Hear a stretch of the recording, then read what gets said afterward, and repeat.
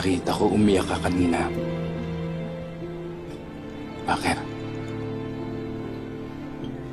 Na-realize ko lang, Dad, na ngayon man kita nakitang ganyan kasi ulit.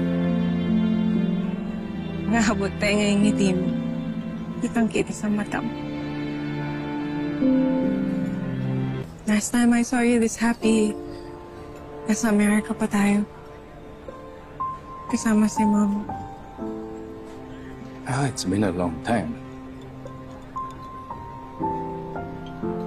Ever since your mother passed away. I think I understand.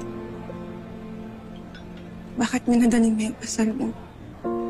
Is it your way of coping with your grief? I guess hindi ako tumupad sa usapan natin. Hindi ako naghintay ng mabang lukusan ng mami mo. I thought mapipigil ko ang away at alitan ninyo ni Betsy. I guess it's time to move on. Okay? Pinamiyak.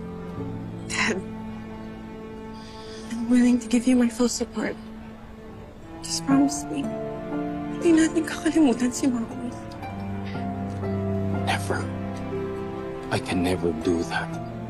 Kahit nakasal ako ngayon, no one can replace your mother. We've been married for 34 years. Mahal na mahal ko siya. Anak kita. Mahal kita even before you were born. Nothing can ever change that. No one can change that. Okay. I love you.